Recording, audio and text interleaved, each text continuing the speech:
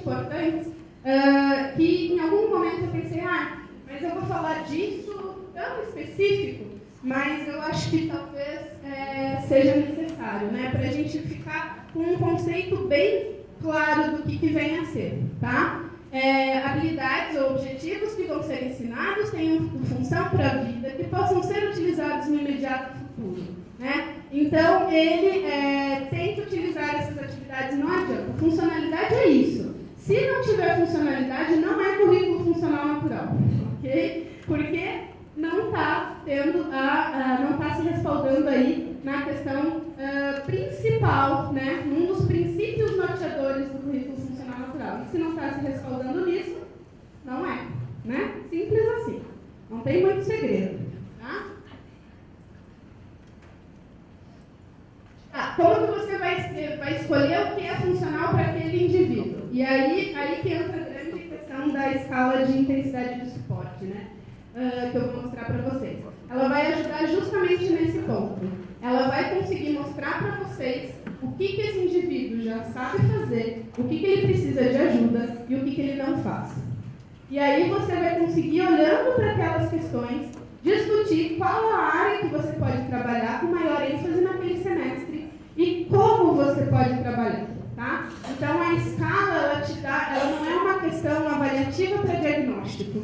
Ela é um instrumento para dar uma diretriz do caminho que o professor pode seguir com o aluno, né? E aí ela consegue fazer com que esse professor tenha aí atitudes ou escolhas que realmente sejam funcionais para aqueles alunos, né? Eu posso fazer a avaliação ali dos meus 15 alunos, com reunião com os pais, ou se eu tenho professor do ano anterior, pode ser com esse professor do ano anterior. Muitas vezes a gente tem dificuldade de trazer o pai até a escola, né? Então ele pode ser aplicado dessa forma.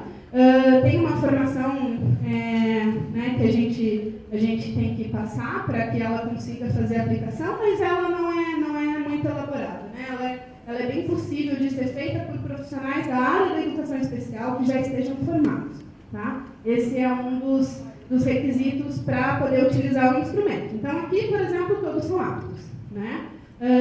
E aí é por meio de uma entrevista e você vai fazendo as questões e completando ali o questionário e depois você consegue ter uma fotografia, né?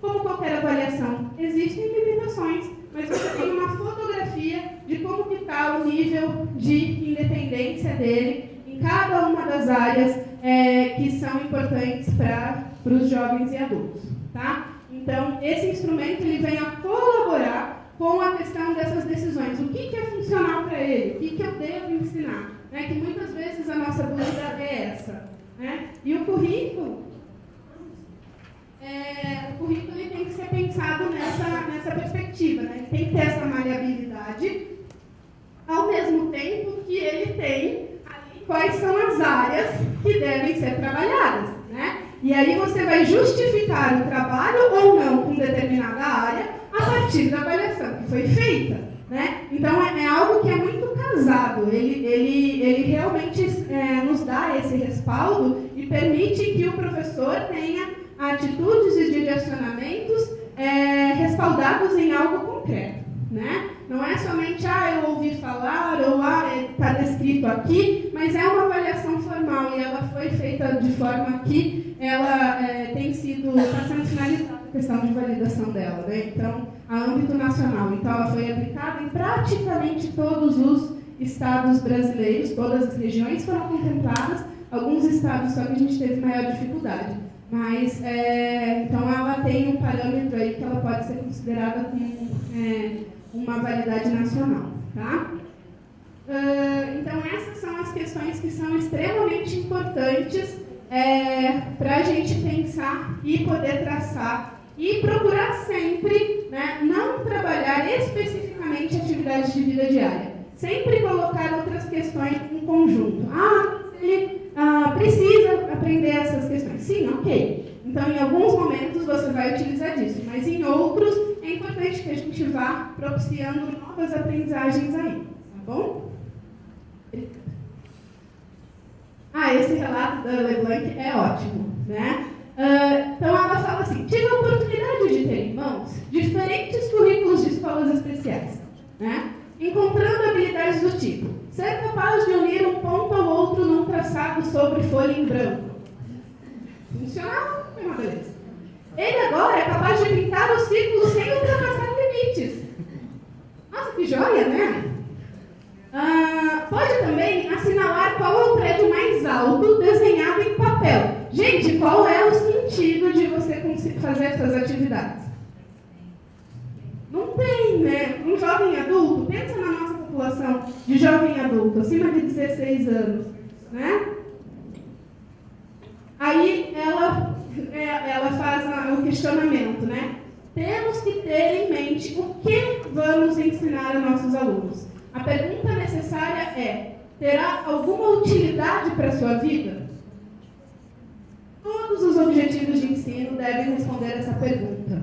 Todos, do currículo do aluno. Tá? Se a resposta for negativa, então você traçou um objetivo lindo. Aí você se pergunta: vai ter utilidade na vida dele? Não. O que eu vou fazer? Buscar outra habilidade para ensinar.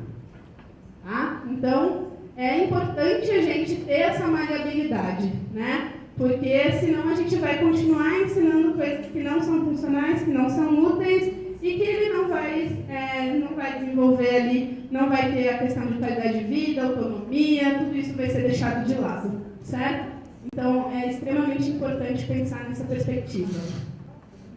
E aí vem o conceito de naturalidade, né? O que vem a ser natural, né? Ele relaciona-se, obviamente, diretamente ao ato de ensinar, as situações de ensino, os materiais que a gente vai utilizar, os procedimentos, bem como a lógica na utilização das atividades, elas devem ser o mais próximas possíveis do ambiente natural, tá? E aí, a gente deve evitar ao máximo situações artificiais, né? Mas é óbvio que em muitos momentos a gente utiliza das situações artificiais para iniciar o processo de ensino. Por exemplo, né?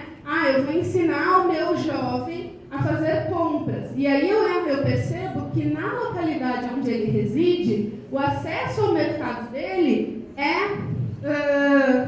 Condor é uma rede do Paraná inteiro? É Extra, sei lá, Mercadorama não existe mais. Lembra Sul também não, né? Nossa Senhora. Eu sou daqui. Enfim, um mercado grande, né? Mercados grandes, eles são separados por setores. Boa, obrigada. E aí, cada setor tem uma variedade gigantesca de produtos, certo? Então, assim, num primeiro momento, para um jovem que não vai, né? Nunca foi a um mercado. Eu levá-lo ao mercado, eu vou observar que ele vai ficar perdidaço ali dentro, né? Mas eu posso dar essa oportunidade no primeiro momento para eu ver se ele realmente vai ficar perdidaço. Porque pode ser que ele não fique. Por quê? Pode ser que ele vá toda semana com a mãe ao mercado e ela, à medida que vai pegando as coisas, ela pode ir falando com ele, mas não necessariamente deixá-lo pegar as coisas. E pode ser que isso, repetidas vezes sendo executado, ele tenha aprendido e ele só não realize por conta de não ser dada oportunidade, certo? Então, beleza, vamos fazer uma visita ao mercado. Leva a galerinha lá e vê o que acontece, né? Vamos, obviamente, guiado, orientado, né? Não solta assim, né, gente? Vamos, né? Tudo nos conforta. E aí eu percebo que ele não tem essa questão de saber onde que são os locais, né? Se você fala, vamos buscar uma fruta, me leva para buscar uma fruta. E aí ele te leva para a seção de material de limpeza, né? Então você pode ir fazendo essas questões para dar oportunidade no primeiro momento e perceber o que ocorre, né? Se ele minimamente já tem a noção dessas questões pelo fato da mãe ir toda semana ele acompanhá-la, muitas vezes a família não leva para acompanhar essas atividades diárias, né? Você pode partir daí para o seu ensino, certo? Se ele não tem noção nenhuma, você vai ter que partir de algo mais básico, né? E aí o que a gente pode fazer? A gente pode começar com o mercado fictício dentro de sala de aula. Você começa com poucos objetos, à medida que vai aumentando os objetos, você vai separando em seções, depois você pode deixar em carteiras separadas para mostrar corredores separados. Então, você vai aproximando aquela situação fictícia do ambiente real, até que no momento que você chega no mercado maior, ele já vai ter essas noções aprendidas, certo? Então, a gente pode passar do ambiente ali, né, construído, fictício, para o ambiente real. Né? E muitas vezes a gente consegue fazer essas transposições, mas ela tem que ser programada que, ao final, isso seja realizado em ambiente real. Né? A gente tem muito, acho que em todas as instituições, pelo menos as que eu visitei, a tal da cozinha, né? Onde eles podem realizar as atividades e tal. Em alguns momentos, o que eu via que acontecia? Todos ficavam sentadinhos naquela mesa, né? Tem sempre uma mesa grandona dentro dessa cozinha. E aí a professora fazia a coisa. Ou ela cortava as frutas, né? E aí, assim, por que eu não vou deixar ele cortar? Ah, não, mas a faca é pontuda e pode cortar os dedos. Tá, pega uma menos pontuda, pega uma que não corta, assim, o dedo tão rápido, né? Que você tem que ser rápido para cortar o dedo, ele não vai cortar o dedo, né? Então, a gente tem como ir fazendo procedimentos que vão possibilitando a independência. Mas, muitas vezes, a gente tem alguns receios, algumas questões aí que precisam ser desconstruídas, tá? Então, quando a gente fala em natural, é toda essa perspectiva que a gente tem que pensar, tá? Já falei. A questão da idade, importante, né? A gente está trabalhando com jovem adulto, né? Então, a questão assim, mas ele tem... Ai, horrível isso que eu vou falar, tá? Idade mental de... não, ele não tem idade mental, tá? Ele tem tantos anos, ele tem 20, ele tem 16, ele tem... Enfim, essa é a idade dele, ok? Ele pode ter dificuldades para realizar algumas habilidades que crianças, por exemplo, realizam com independência. Sim, pode, tá? Vamos ensiná-los. Vamos. Não com objetos infantilizados, né? Então, tem uma das pesquisas que é muito boa. Num centro universitário, um grupo de jovens e adultos com deficiência intelectual, onde uma das monitoras da formação lá, que estava possibilitando a vivência desses jovens em ambiente universitário para fazer essa transição, estudo bem legal, eu trouxe ele no final para mostrar para vocês, ela pega e traz, para a orientação profissional, ela traz figuras de diferentes profissões. E daí a escolha dela foi muito infeliz. Ela pegou figuras da Turma da Mônica, criança, sabe? E aí dentro dos jovens tinha uma jovem com deficiência intelectual, ela tinha diagnóstico de síndrome de Down, e ela fala assim, nossa, que interessante, e ela faz leitura de histórias infantis na biblioteca para as crianças, né? Ela fazia esse trabalho voluntário. E aí ela falou assim, ai, que interessante, monitora, eu vou utilizar com as minhas crianças. Fica a dica, para infantilizar, né? Então ela mesma já coloca a questão. Então é importante a gente pensar nesse processo. E muitas vezes, uma vez, inclusive, eu estava andando, dirigindo na rua, e eu olho para o ponto de ônibus e aí tinham duas senhoras. Uma delas estava vestida, né, bem clássica, com o coquinho atrás, a saiona, blusa e tal, e a outra senhora, um pouco mais nova, mas mesmo assim senhora, ela estava com Maria Chica, uma bolsa das princesas, e aí eu pensei, para que isso, meu Deus do céu? Né? Não há necessidade dessa infantilização, de tratá-lo como eterna criança. Ele não é uma eterna criança. Ele vai passar pela questão de movimentos hormonais, por exemplo. Né? E aí, no momento que eu estava dirigindo, eu olhei para frente e falei, não, eu não vi isso, não é real. De novo, falei, putz, é real. Né? Então, a gente precisa, a gente não acredita em alguns momentos que aquilo vai acontecer mesmo, né? Em pleno século, né, 21 que a gente vive, mas acontece, né? Então, assim, é uma eterna criança, é o meu bebezão, é não sei o quê. Não é, né? Muitas vezes a família tem que perder isso e também os próprios profissionais que atuam com esse jovem, né? A gente precisa tratá-lo como adulto, como adolescente. Eu não vou ficar falando uma coisinha de criança com eles, né? Não sou ali, não sou...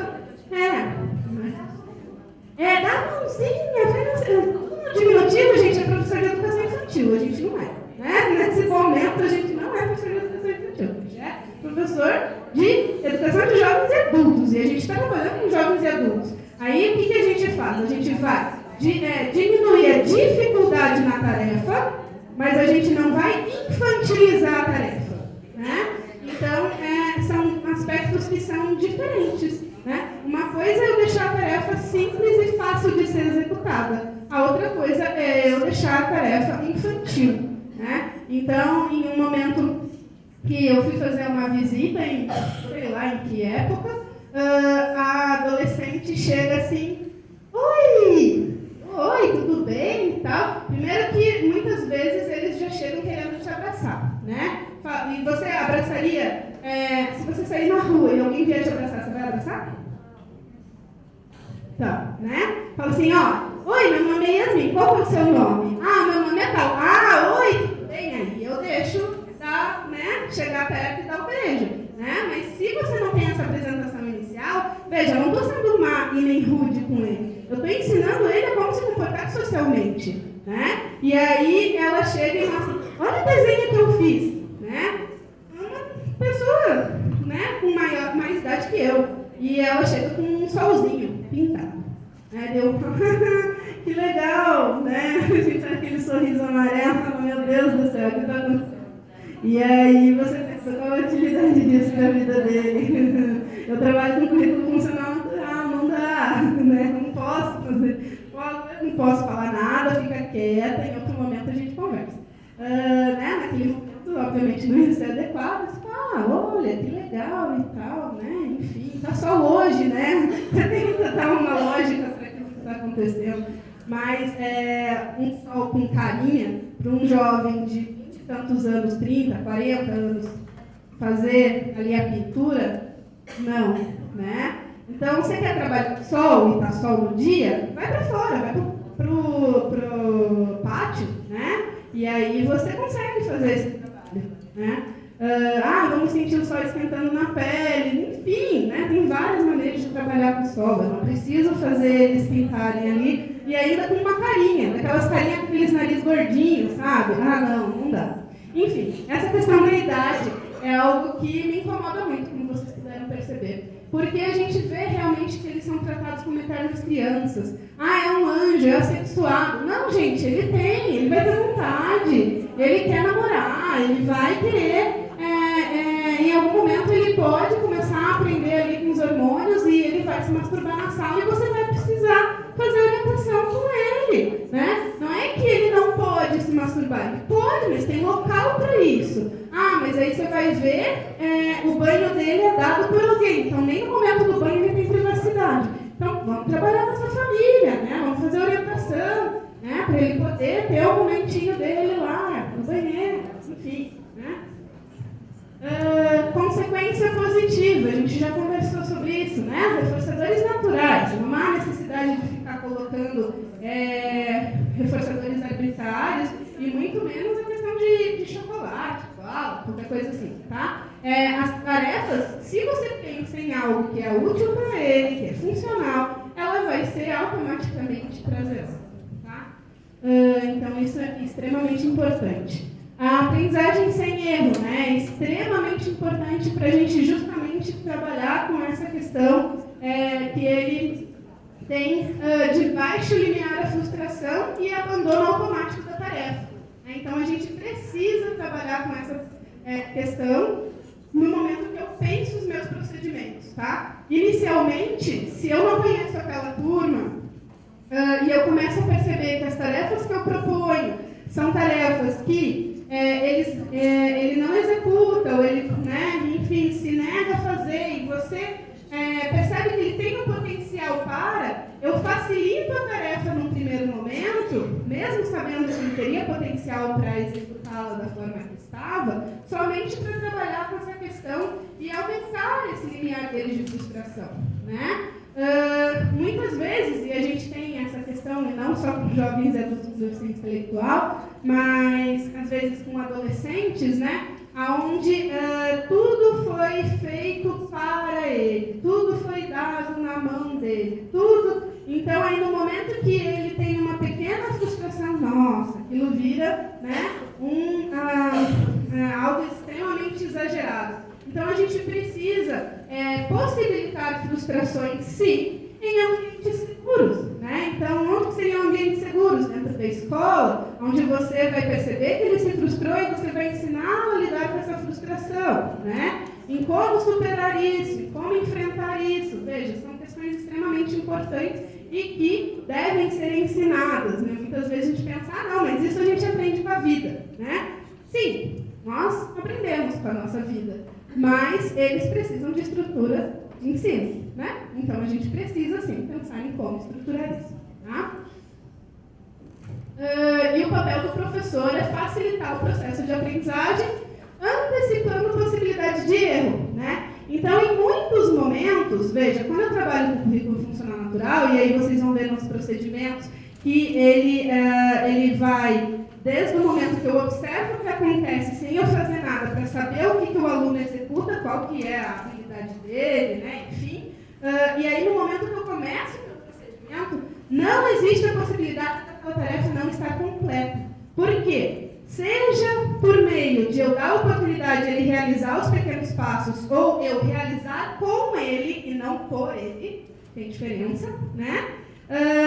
Nem que seja dando ajuda física total, que não é tão indicado, mas às vezes há necessidade, a tarefa estará executada ao final, né? Então, mesmo que seja com ajuda total, ela vai estar executada, tá? Então, é algo que é extremamente importante a gente colocar que, no momento que eu começo o procedimento de ensino, por exemplo, eu vou ensiná-lo a, sei lá, fazer o pagamento no caixa com o dinheiro, e aí eu monto ali um mercado fictício, com um aluno sendo caixa, o outro fazendo as compras e tal, e aí tem um dos alunos que tem extrema dificuldade, os outros vão executando, e no momento que então esse aluno vai fazer, eu faço a monitoria próxima dele, e se preciso for, eu vou fazendo intervenções pontuais com relação à ajuda física parcial, ajuda física total, a questão de demonstração de como realiza, né, para ele olhar e aí ele imita em seguida,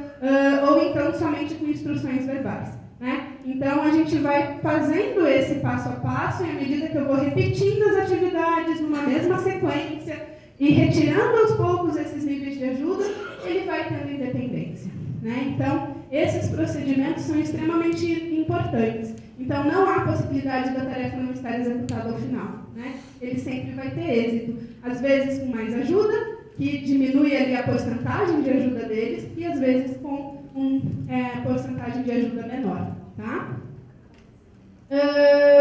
Então, assim, a ideia de aprendizagem sem erros é buscar facilitadores que transformem a tarefa de aprender menos árdua para o nosso aluno e garantam o seu êxito no final do processo, né? Então, à medida que ele realiza a tarefa, mesmo que com ajuda física, parcial, total, enfim, ele vai ter o êxito da tarefa ao final, né? Isso é extremamente importante, empolgante, e a gente consegue, aos poucos, ir aumentando a motivação dele para a atividade, tá? Como ensinar, né? A questão de entusiasmo, né? Um professor monótono é muito chato, né, gente? Já devem ter assistido, devem ter visto palestras extremamente chatas, com aquela voz que vai sempre da mesma, né, na mesma questão de tom e tudo. Então, isso vai ficando mais enfadonho, né? E aí, assim, como que a gente consegue perceber se o nosso ensino está chato ou se ele está interessante, né? Se a gente está se sentindo mal e né, achando que aquilo não está indo para frente, é porque realmente não deve estar, né? Acredito em você. E aí você pode ir mudando isso e tornando tudo mais interessante para esse aluno, tá? O que mais? O tom de voz, a linguagem que é utilizada muitas vezes, a gente precisa colocar uma linguagem que seja acessível, né? Então, não vou ficar usando termos técnicos. Então, assim, é interessante a gente usar uma linguagem que seja bastante adequada, né? Não usar termos técnicos, não utilizar linguagem rebuscada, né? Mas eu aprendi que o termo técnico para determinado assunto é fácil, vou usar. Não vai usar. Isso ali não, né? né? A depender da população que você conversa, você usa, né? Aqui a gente pode falar, mas quando a gente vai com o meu jovem adulto ali, eu não vou falar dessa forma, né? Quando eu estava com as técnicas e cuidadoras da instituição, a gente não ficou aprofundando nossos estudos com relação ao currículo funcional natural, né? Eu fazia discussões com elas de acordo com o que elas iam vivendo e ia mostrando as coisas na prática e aí ia fazendo sentido para elas, né? Diferente, porque se eu desse uma palestra dessas, num primeiro momento elas iam ficar olhando e falando, meu Deus, o que ela está falando? Tá, e daí, como é que eu faço isso? Né? Para vocês, não. Vocês já têm uma vivência imensa que tudo que eu falo vocês já vão relacionando com as vivências que vocês têm. Né? Então, a depender do público que a gente fala, a gente precisa mudar a nossa linguagem. Né? Isso é extremamente importante. Enfatizar as habilidades, não utilizar a palavra não. Né? Eu não vou falar, não faz isso, não sei o quê. Em vez disso, a gente já direciona para o sim. Né? Olha, faça dessa forma. Né? Então, evitar essa questão de não, porque isso é extremamente frustrante, é ruim. Né? No momento que você, por exemplo, faz alguma coisa e aí o seu colega chega, você não deveria ter feito isso. Existe uma outra forma que o teu colega fala isso. Ele pode chegar e falar, olha, que tal você fazer tal coisa? Não é muito mais agradável? A gente aceita com maior facilidade. Né? Ficar apontando que você errou é extremamente ruim, você se sente muito mal. Né? Então, você pegar e já colocar em direção do que ele pode acertar é algo mais prazeroso. Né? É uma maneira de você dar uma devolutiva construtiva sem destruir a pessoa. Né? Fazer uma crítica sem desconstruir. A atenção do aluno deve ser garantida, né? E muitas vezes a gente tem que descobrir qual que é a forma daquele aluno prestar atenção. Né? Então, isso é bastante importante. As ordens devem ser claras e, ao mesmo tempo, deve ser uma por vez. Né? Ele executou, a gente dá a próxima. Ele executou, a gente dá a próxima. Se eu chego e falo, olha, você vai agora lavar a sua mão. Abre a torneira, põe a mão embaixo, esfrega uma mão na outra, pega o sabonete, passa uma mão na outra, coloca o sabonete aqui do lado, enxaga com a mão, fecha a torneira.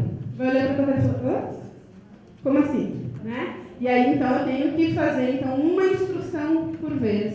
E à medida que ele executa, eu faço a próxima instrução. Né? Então, os ambientes, para que eles se tornem mais favoráveis à aprendizagem, a gente tem que pensar nessas condições. Caso contrário, a gente vai ter muita dificuldade.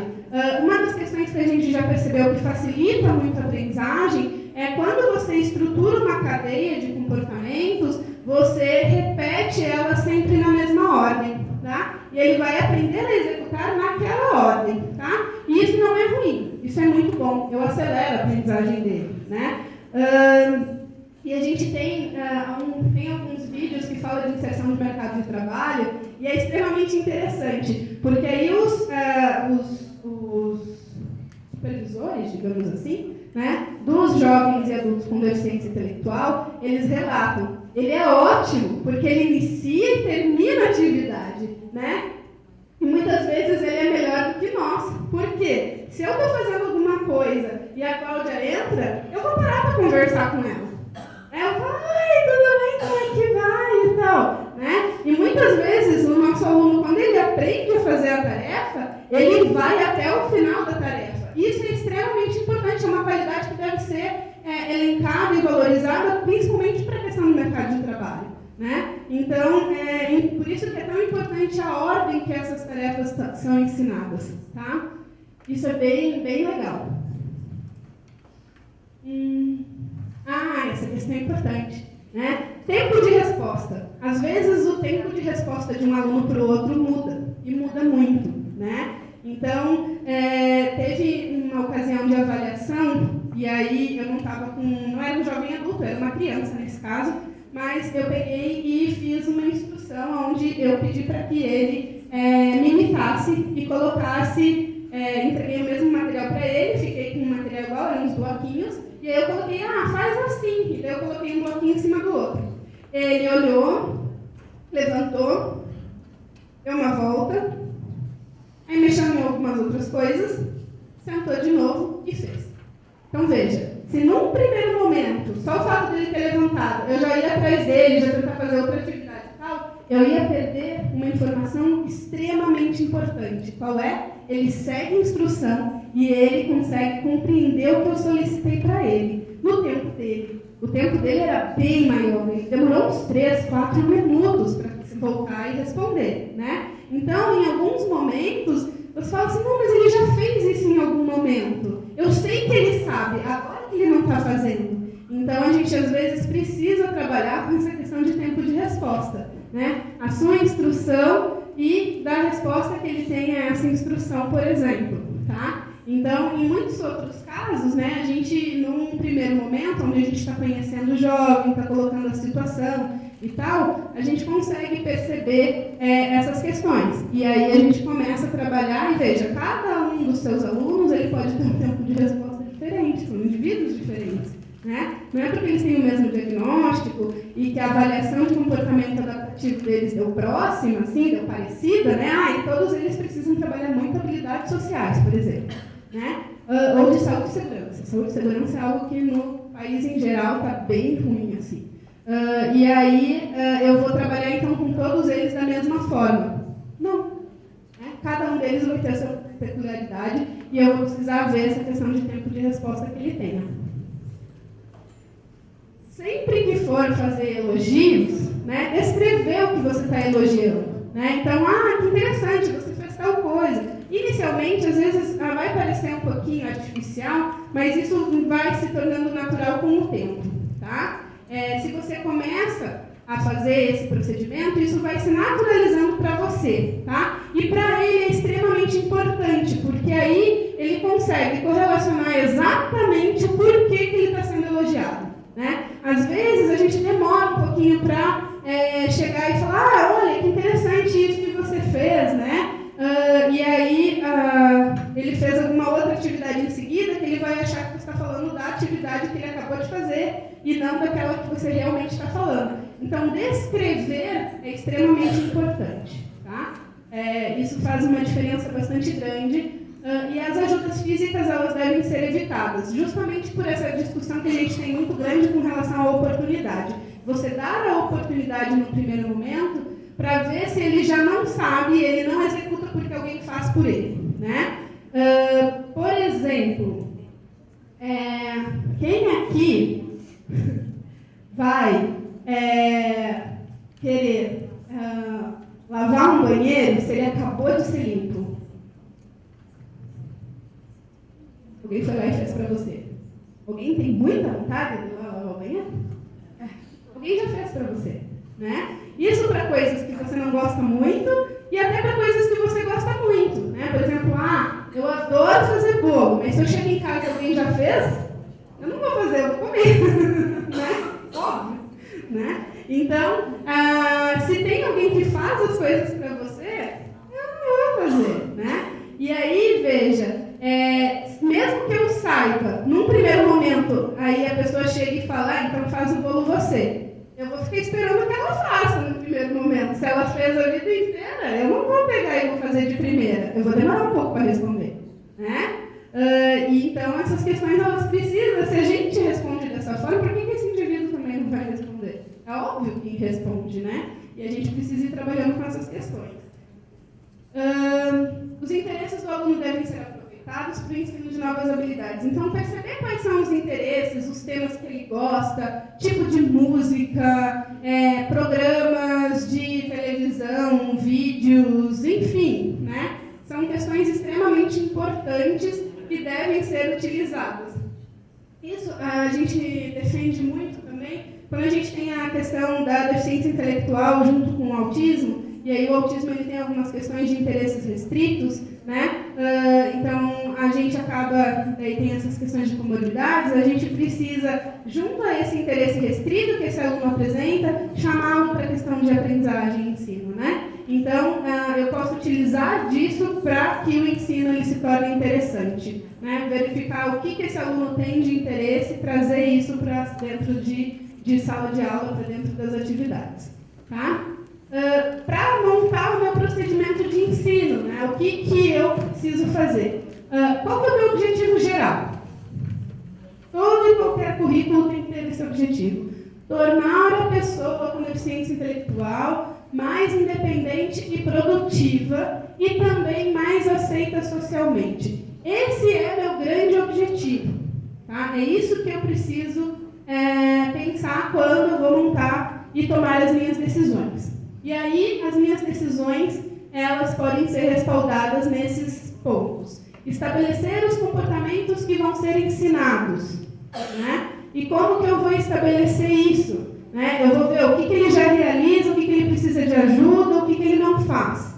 Né? E aí eu vou fazer uma lista. E aí eu vou ver por onde que eu vou começar.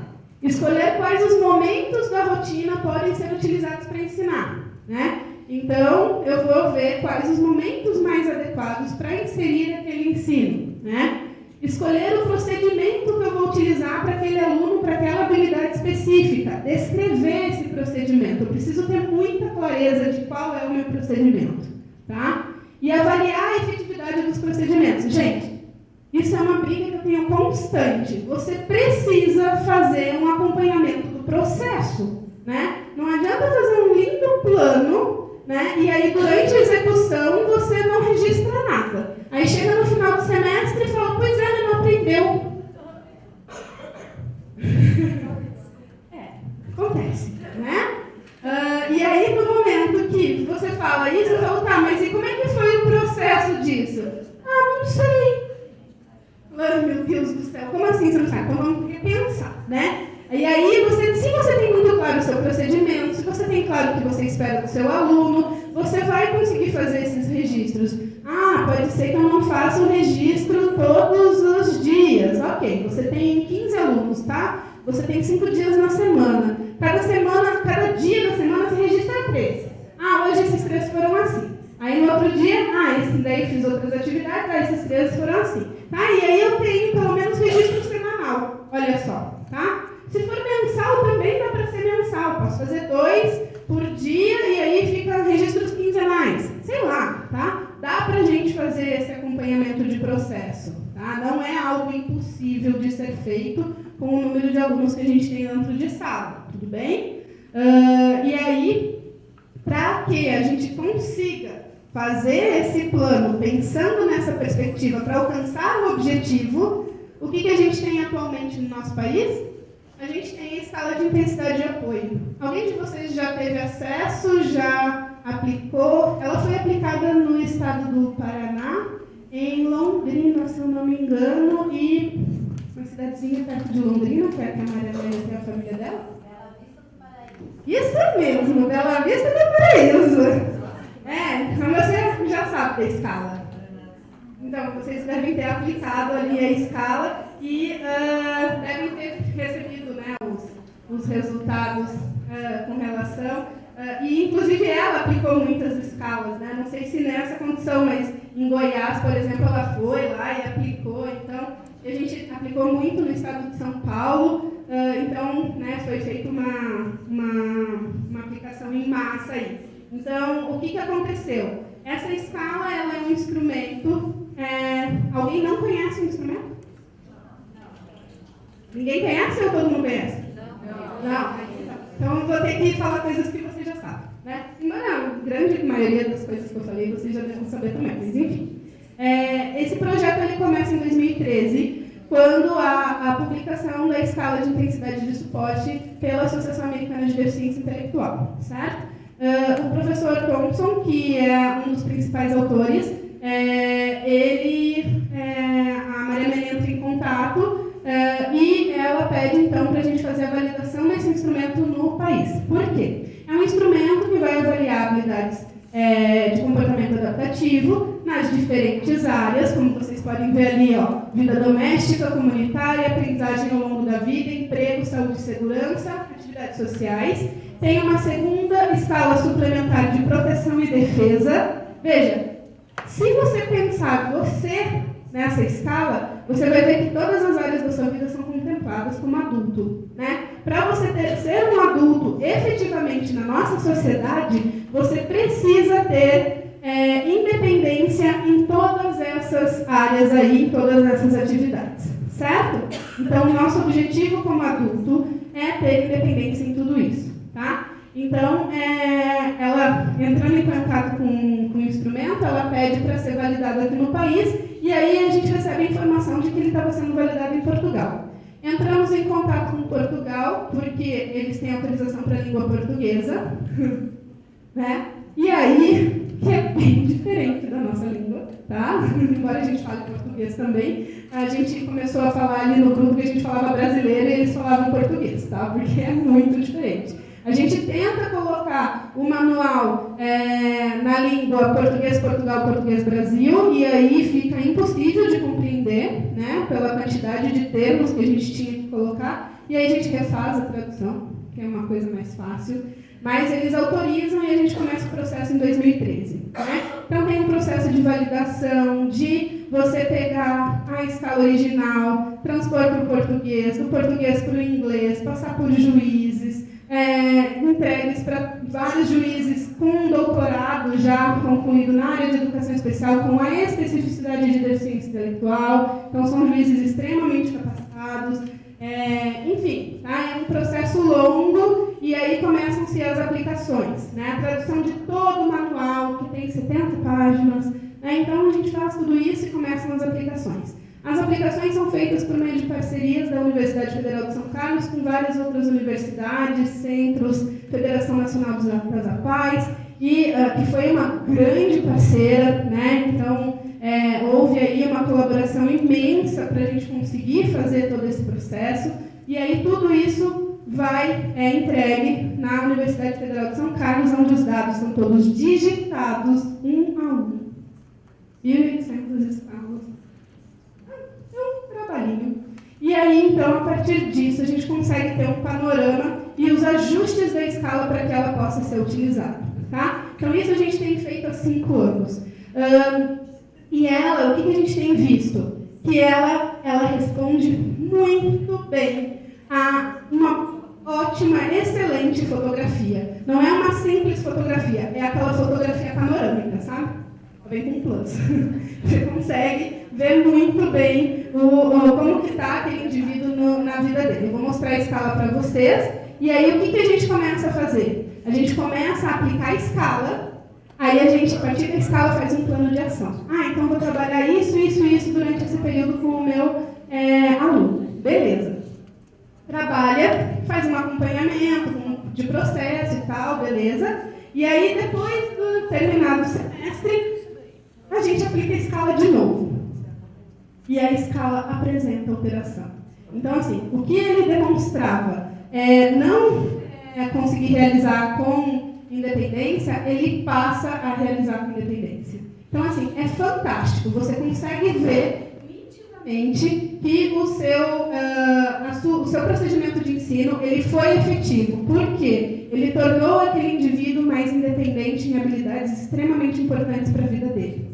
E uma coisa que é extremamente importante, que daí foi trabalhado, foi um conceito trabalhado na tese de doutorado da professora Maria Amélia, muito tempo atrás, não posso falar quanto tempo, é a questão do ensino incidental, né? Então, a partir do momento que você ensina habilidades na área de vida comunitária, por exemplo, as atividades sociais e aprendizagens ao longo da vida também respondem, né? Então, não necessariamente eu preciso ensinar especificamente cada uma das habilidades, mas ela tem esse efeito de ensino incidental. Mesmo não programando exatamente, eu também possibilito a aprendizagem de outras áreas. Então, isso é muito interessante, isso é muito legal e isso nos empolga muito. E isso traz uma forma de você contemplar o que até então os professores nos questionavam muito. Mas como que eu vou pensar? Qual que vai ser a habilidade? Como que eu vou tomar a decisão para o currículo? Assim, né? Aplica a escala e aí você toma as decisões. É muito interessante. Então, vou mostrar a escala para vocês. Ela tem essas 3 sessões, eu vou dar ênfase à sessão 1, tá? A sessão 1, você vai... ela é aplicada numa forma de entrevista, onde eu, como entrevistadora, vou estar com o jovem com deficiência intelectual, ele vai participar dessa resposta, tá? E, em conjunto, uma pessoa que tenha contato há mais de 3 meses com ele. Tá? Pode ser um professor, um profissional que eu conheça bem ou um familiar. Tá? Então, isso facilita um pouco a gente aplicar, porque normalmente os nossos alunos estão anos na instituição. Então, sempre tem alguém que o conhece desde sempre. Né? Então, e aí, o que você faz? Você explica, né, que esse instrumento vai contemplar ali as habilidades de comportamento adaptativo nas diferentes áreas, e aí cada uma das atividades que for perguntado, a pessoa vai responder qual que é o tipo de apoio, se ele precisa de algum apoio, monitoramento, a questão de pistas verbais, a ajuda física, ou parcial ou total, né? O total é quando ele não executa. Se ele tem alguma frequência, né? Então, se ele não apresenta nenhum tipo de apoio, ele não tem frequência, ele não tem tempo diário. Então, você pula direto para a próxima, você não precisa perguntar, ok? Essa foi uma das últimas instruções que o Thompson deu para nós, porque a gente foi para o questionamento de que, mas se ele não tem apoio, por que eu vou ficar repetindo? Né? Ele falou, não, a gente pula, pode pular também, que não está errado, né? Porque a gente segue muito certinho, ainda mais que minha formação inicial foi, eu fiz magistério, mas depois eu fiz psicologia, então, disciplina de testes e aplicações de instrumentos e tal, a gente tem aquele costume de seguir estritamente o que está escrito no manual, né? Por uma questão de validação, se tem uma validação nacional, eu preciso seguir o manual, né, gente? Então, e aí ele autorizando isso, a gente, então já vamos colocar um adendo no manual, que na hora da aplicação, acontecendo isso, a pessoa pode fazer tal coisa, né?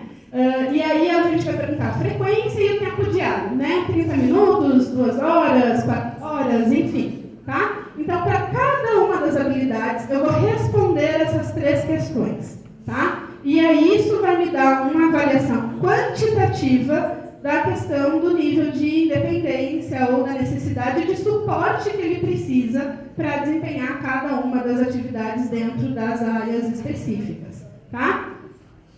Aqui eu tenho, só para mostrar para vocês a parte A e a parte B, que é a atividade de vida doméstica, tenho 8 comportamentos, e a de vida comunitária tenho 8 também, tá? Ela é exposta dessa forma, tem ali o tipo de apoio, frequência e tempo, que são as coluninhas com os números, onde você só vai ticar, né, de 0 a 4, qual que seria ali, tá?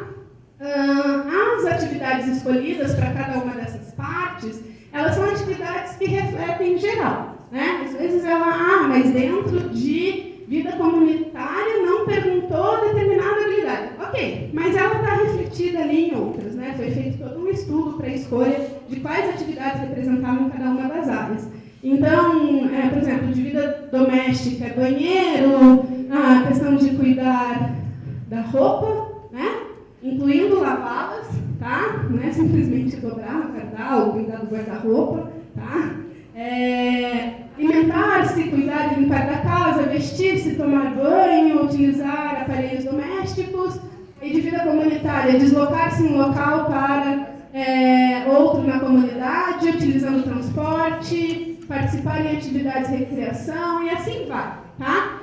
Então, são vários comportamentos dentro dessa mesma área que vão nos permitir ter um retrato do que é importante e aonde que esse aluno está com maior dificuldade, né? Então, aí são as outras partes da escala, só para vocês verem que ela repete, né, o mesmo padrão para cada uma das então, ali de emprego, né, que nem eu falei para vocês, né, a questão das oficinas que a gente trabalha. Muitas vezes a gente pode incluir essas habilidades das atividades de emprego dentro da oficina que a gente já tem. Então, o objetivo não vai ser ensinar o aluno a fazer determinado objeto, determinada coisa, mas sim por exemplo, aprender a usar habilidades específicas do trabalho, tem que ser as que ele vai utilizar no ambiente mesmo. Interagir com colegas do trabalho, né? Então, isso é uma habilidade interessante. Interagir com os supervisores e tutores, tirar dúvidas, tá? Então, essas são questões gerais que em qualquer trabalho que você vai ter que ter, né?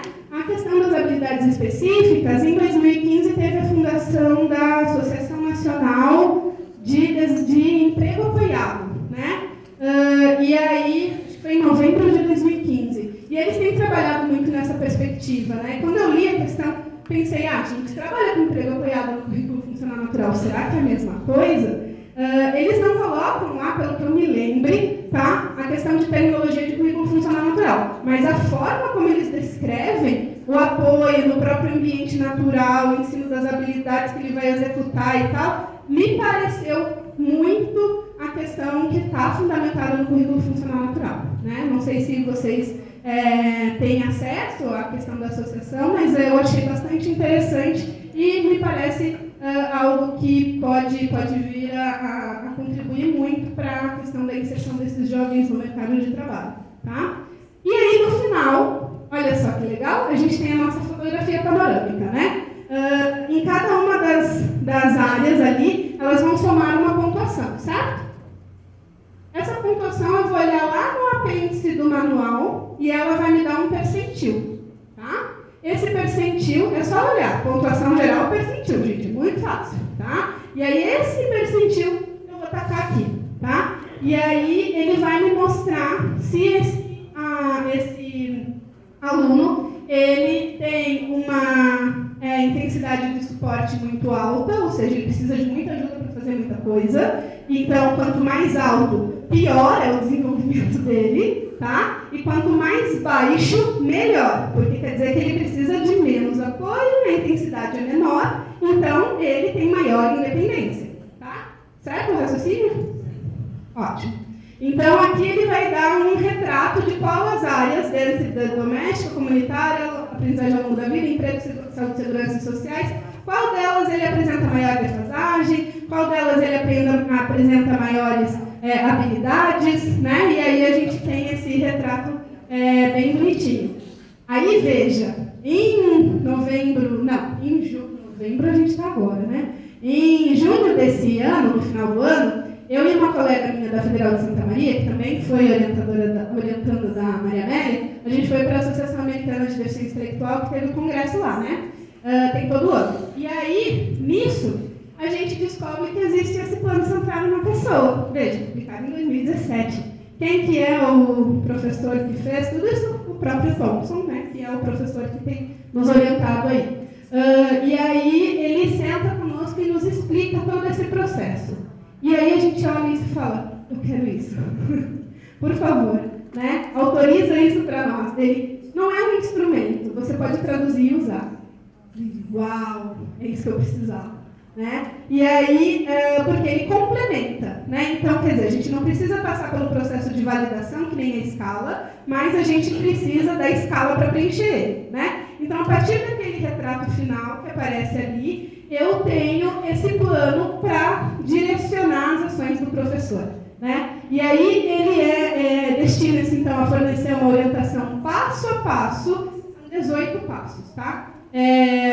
Para as equipes de planejamento educacional que têm por preocupação, tá? Então, se essa é a preocupação de vocês, eu acredito que sim, tornar o indivíduo apto para usufruir do convívio social e auxiliar no processo de transição para a vida adulta. Olha que coisa mais linda, né? O instrumento possui 18 passos a serem estudados e preenchidos, né? Então, a hora que a gente olha isso, brilha os olhos, né? Fala, era isso que a gente estava precisando, né? Então, você tem um instrumento de avaliação que ele vem com um plano centrado na pessoa, né? E tudo isso, ele vai muito de encontro à questão do currículo funcional natural, né? Acho que fica muito clara essa comunicação entre esses materiais, né? Você consegue trabalhar exatamente o que ele precisa, né? Para que ele então seja mais independente e tal. Esses são os 18 passos que eu vou dar uma passadinha para vocês olharem. Só tem em inglês, tá? Em português a gente não terminou de traduzir, chegou em junho, né? Final de junho, e aí a minha aluna está fazendo a tradução. Mas para vocês darem uma olhadinha, tá? Ele é pequenininho, bem tranquilo. E ele tem os 18 passos para você preencher nas tabelas, né? Então, você vai lá e coloca cada uma das áreas, quais são as demandas e tal. Olha só a vantagem, vocês vão ver esse material antes da Maria Amélia. Ela vai ver só na segunda-feira, tá? Porque eu ainda não encontrei com ela pessoalmente, ela só sabe que eu trouxe, mas ela não viu ainda, tá? E aí, você vai preenchendo todas essas tabelas, né?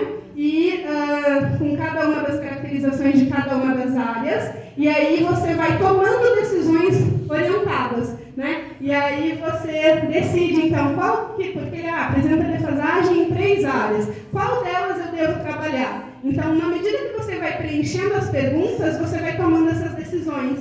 E aí, então, isso permite que você use os mesmos critérios de decisão para todos os alunos, né? E você padronize isso para vários profissionais. Então, é algo que realmente vem muito ao encontro do que a gente está trabalhando, né? Isso é algo muito importante, muito interessante. E o enfoque que a gente tem defendido muito é que é para jovens e adultos, né? Então, é algo que nos Estados Unidos está bombando muito, eles estão muito interessados na questão da independência, da inserção na sociedade, da questão da autorregulação, né? Enfim, é que agora começa a vir os termos que eles estavam usando lá em inglês, não consigo traduzir tudo. Aí a gente entende, mas a tradução é complicada.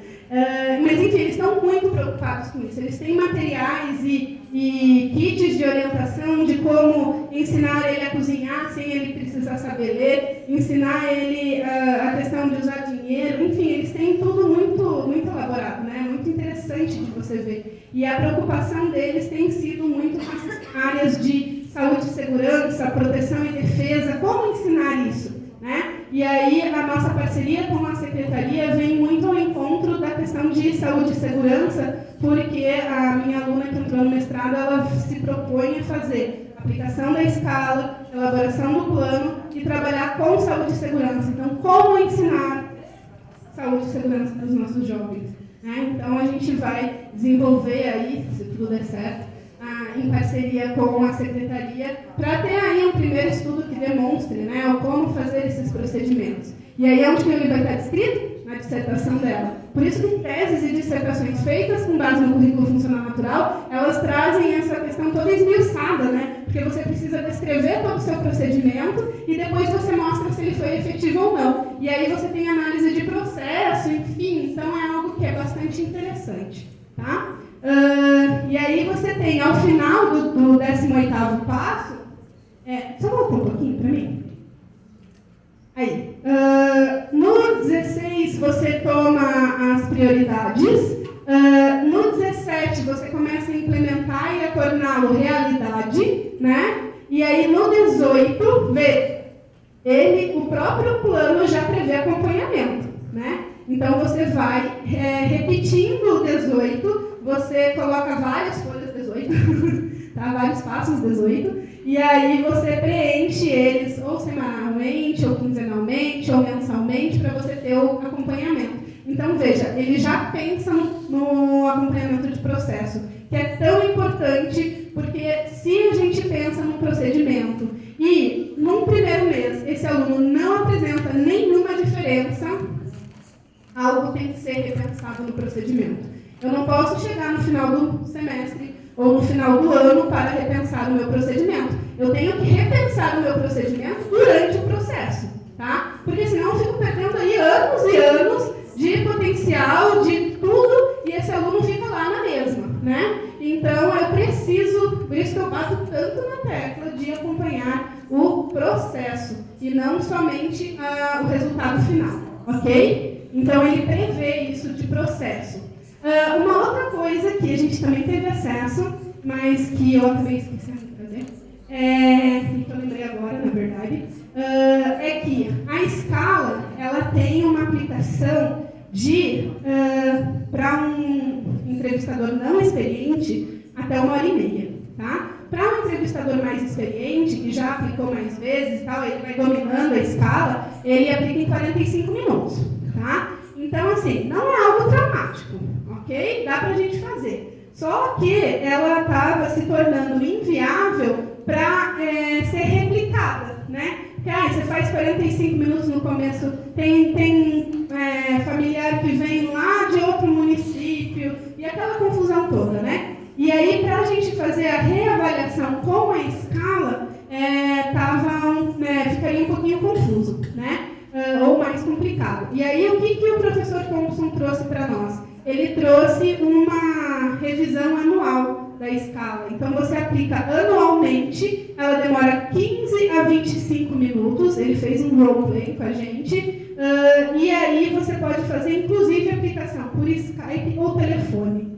Então, você permite, e ele já fez a questão de você verificar se realmente é condizente com a escala completa, né, essa versão menor. E aí ele fez estudos que comprovam estatisticamente que elas são equivalentes. Então, a gente pode utilizar, num primeiro momento, a escala completa, e a partir da segunda avaliação, usar a revisão, tá? E aí são 3 páginas somente, ela tem perguntas gerais de cada uma das áreas e ela permite que você atualize o seu plano a cada ano, né? E aí isso é legal, porque você pega um plano inicial, você executa, você vê o processo, você vê o final como é que ficou e você já dá margens para o próximo. Né? A ideia é essa, é um ciclo que não tem fim, né? A aprendizagem dele não tem fim, não teria que ter, né? Ele sempre tem algo que ele pode aprimorar, que ele pode aprender e que ele pode desenvolver. Então, ela vem com todo esse arsenal que é muito interessante, dá muitas ferramentas concretas, né? Porque muitas vezes a gente fala e pensa, tá, e como é que eu vou executar isso?